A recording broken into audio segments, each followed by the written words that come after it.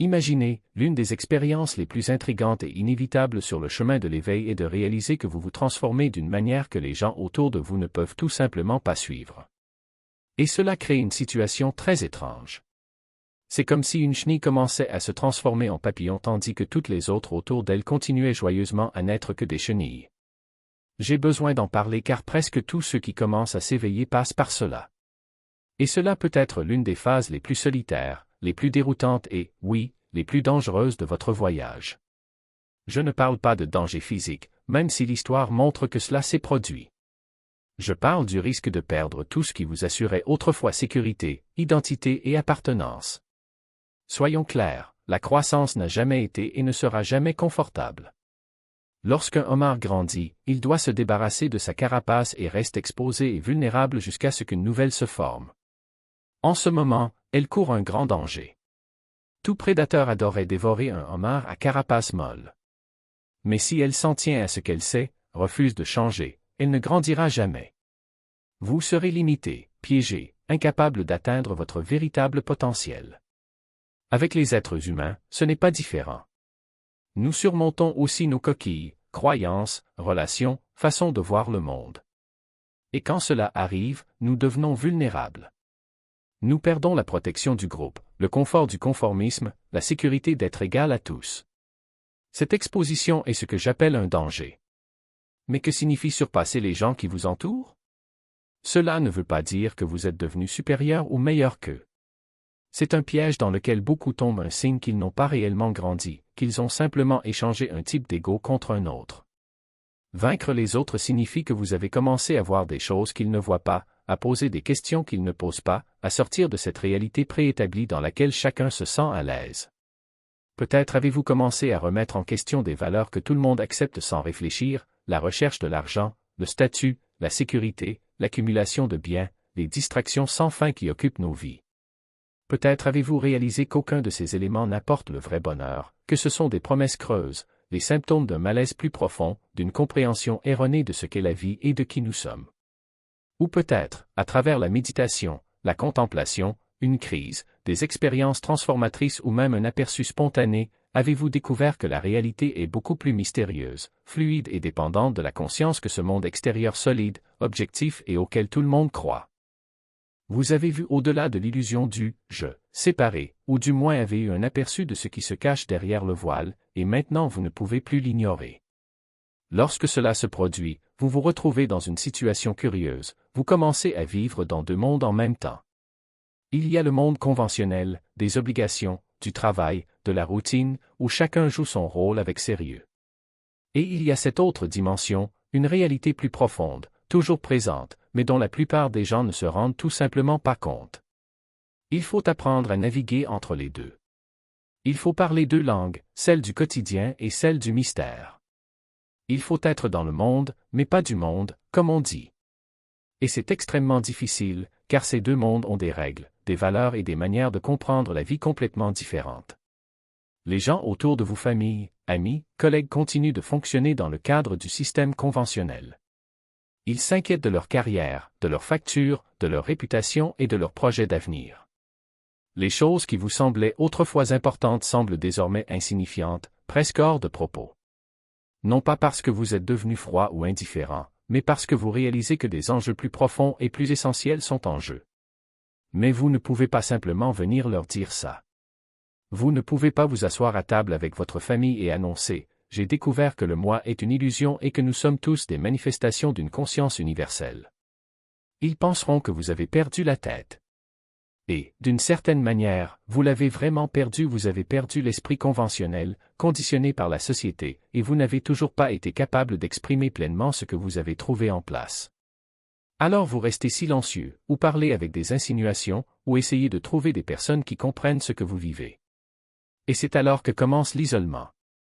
Parce que les personnes que vous avez toujours connues, celles que vous aimez et auxquelles vous tenez, semblent vivre dans une réalité complètement différente de la vôtre. Vous parlez des langues différentes, poursuivez des objectifs opposés, voyez le monde à travers des lentilles qui ne correspondent pas. Et ils s'en rendent compte, même s'ils ne peuvent pas l'expliquer.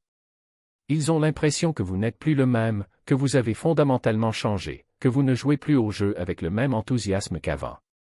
Et ça les dérange. Les menace. Parce que si vous avez réussi à sortir de cette réalité préétablie, ce n'est peut-être pas aussi solide qu'ils le pensaient. Peut-être que leur vie est aussi construite sur le sable. Et ils réagissent de différentes manières. Certains essaient de vous ramener, de vous normaliser, de vous ramener à ce que vous étiez avant. Vous avez changé, diront-ils, et ce ne sera pas un compliment. Ils vous accuseront d'être étrange, irresponsable et égoïste. Ils se souviendront de leurs devoirs, de leurs obligations, de leur place dans la société. Ils feront tout pour vous remettre dans la case qui ne rentre plus. D'autres s'en vont simplement. Ils vous trouvent ennuyeux, moralisateur ou incompréhensible. Les conversations, autrefois faciles, semblent désormais forcées et superficielles. Vous avez de moins en moins de points communs. L'amitié ou la relation s'use, non pas à cause d'une dispute ou d'une rupture dramatique, mais à cause d'un lent et triste détachement. Il y a encore ceux qui réagissent avec hostilité. Ceci est courant lorsque vous dépassez un système de croyances auquel ils croient encore. Si vous avez été élevé dans une religion et que vous l'avez remise en question, contesté les dogmes et les avez trouvés insuffisants, votre existence devient une menace pour ceux qui croient encore. Vous devenez un hérétique, un traître, une âme perdue qui doit être sauvée ou évitée. C'est le danger dont je parle. Pas nécessairement le risque physique, même si cela peut aussi arriver. Mais le risque de perdre votre communauté, votre tribu, votre sentiment d'appartenance. Le risque de se retrouver seul sur un chemin que peu de gens comprennent. Et pourtant, c'est un risque qui vaut la peine d'être pris. Parce qu'en fin de compte, ce qui est en jeu, c'est votre propre liberté. Mais la récompense est encore plus profonde. Parce qu'au fond, ce que vous recherchez n'est pas seulement une appartenance, mais une véritable appartenance, une appartenance qui ne vous oblige pas à vous recroqueviller, à vous taire, à prétendre être quelqu'un que vous n'êtes pas. Et ce type de connexion ne peut s'épanouir que lorsque vous vous permettez d'être entier. La peur d'être seul est ancestrale. Elle est enracinée dans notre biologie, dans notre histoire évolutive, à l'époque où être exclu du groupe signifiait une mort certaine. Mais aujourd'hui, l'exil n'est pas physique, il est existentiel. C'est le sentiment que, même entouré de monde, on parle une langue que personne d'autre ne comprend. Et ça fait mal. Cela fait mal parce que nous sommes faits pour nous connecter, nous reconnaître dans les autres. Mais voici l'ironie, plus vous vous accrochez à une appartenance superficielle, plus vous vous sentez seul. Parce qu'un lien basé sur des mensonges, même s'il s'agit de mensonges sociaux partagés par tout le monde, ne sera jamais réel. Elle est un écho, pas une voix. Et c'est pourquoi la solitude du réveil, aussi douloureuse soit-elle, est le signe que vous êtes sur la bonne voie. Ce n'est pas une punition, mais un portail. Un portail vers une forme de relation plus profonde, où les gens se réunissent non par peur ou par commodité, mais par choix conscient. Où l'amour n'est pas conditionnel, où l'acceptation ne nécessite pas de se déformer. Où enfin vous pouvez dire « je vois » et entendre « je te vois aussi ». Mais ce type de communauté ne se trouve pas, elle se crée. Pas avec des mots, mais avec de la présence. Pas avec des discours, mais avec le courage d'être qui vous êtes, même si cela vous dérange. Parce que la vérité, aussi inconfortable soit-elle, est un aimant. Cela attire ceux qui sont prêts et repousse ceux qui ne le sont pas. Et ce n'est pas de la cruauté, c'est de la clarté. C'est comme le soleil, qui ne choisit pas qui réchauffer. Elle brille simplement et ceux qui ont besoin de lumière se rapprochent. Donc, si vous êtes dans ces limbes en ce moment, si vous avez l'impression que personne d'autre ne comprend, si vous doutez parfois que cela vaut la peine de continuer, rappelez-vous ceci, l'obscurité que vous traversez n'est pas une impasse. C'est le tunnel qui mène à l'autre rive. Et sur l'autre rive, il y en a d'autres qui ont aussi traversé. D'autres qui, comme vous, ont laissé derrière eux les masques et les certitudes faciles. D'autres qui savent que la liberté n'est pas une récompense, mais un processus et que son prix est la volonté de marcher seul, pendant un moment, jusqu'à ce que le chemin se révèle. Car, en fin de compte, la solitude n'est pas l'opposé de l'appartenance. C'est son prix. Et ce que vous obtenez en retour, votre propre âme, intacte et entière, n'a pas de prix. Vous pouvez perdre des amis, des proches, des communautés qui donnaient autrefois un sens à votre nom.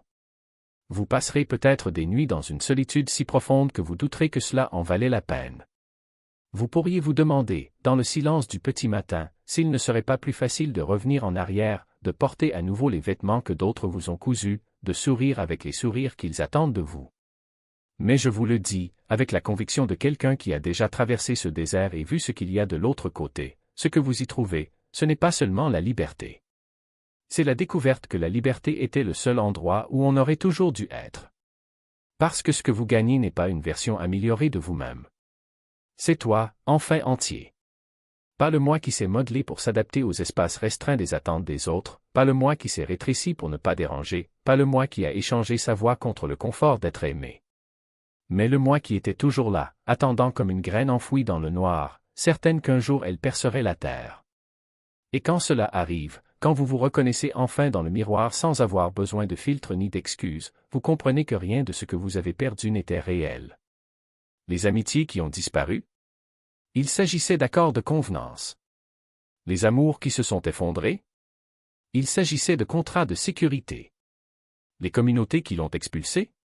C'étaient des prisons déguisées en maisons. Ce qui reste ou renaît, plus fort et plus vrai, ce sont les liens qui ne sont pas basés sur la peur. Un amour qui n'exige pas le sacrifice de son essence. La communauté qui ne vous demande pas de vous diminuer pour vous y intégrer. Ces choses ne disparaissent pas. Ils se révèlent, comme des veines d'or dans la roche brute, quand on a enfin le courage de briser la pierre. Et si vous vous sentez désormais trop grand pour les endroits qui vous retenaient autrefois, si vous réalisez que vous êtes devenu trop grand pour les cases où vous étiez enfermé, sachez ceci, vous n'êtes pas seul dans votre solitude. Elle est accompagnée de la voix qui murmure en vous, celle qui ne se tait jamais, même lorsque vous faites semblant de ne pas l'entendre. Vous êtes au seuil de quelque chose de plus grand, comme la branche qui s'étend au-delà de l'ombre de l'arbre mère, car vous savez que ce n'est qu'alors que vous atteindrez la lumière. Ce sentiment d'être entre deux mondes, de ne plus appartenir à l'ancien et de ne pas encore être arrivé au nouveau, n'est pas une erreur. C'est la naissance. Et toutes les douleurs à l'accouchement sont temporaires. Ce qui n'est pas temporaire, c'est le courage de continuer. Dire oui, même quand le monde dit non. De choisir la vérité alors que tout le monde préfère le mensonge confortable. Marcher, même si c'est dans l'obscurité, parce que vous avez appris que la lumière n'est pas au bout du tunnel, elle est entre vos propres mains, éclairée par la décision de ne pas reculer. Ce courage n'est pas un cadeau. C'est une marque. La marque de quelqu'un qui a choisi de ne plus être spectateur de sa propre vie. De quelqu'un qui a compris que le seul échec est de ne pas essayer. La chenille ne meurt pas par hasard. Elle se dissout parce qu'elle sait que, dans le noir, quelque chose de plus beau se forme. Il n'y a pas de raccourci. Il n'y a pas de chemin qui ne passe par l'obscurité, le doute, le sentiment que tout s'effondre. Mais qu'est-ce qui émerge, oh, qu'est-ce qui émerge? C'est si léger, si lumineux, si vivant que chaque larme versée semble être un prix ridicule. Confiance. Pas dans le destin, pas dans de vagues promesses, mais dans le mouvement de la vie en vous. Elle ne l'amènerait pas ici pour l'abandonner maintenant. Elle t'a amené parce que tu en es capable. Parce que tu le mérites. Parce que le papillon est prêt à voler et que le monde a besoin de son aile.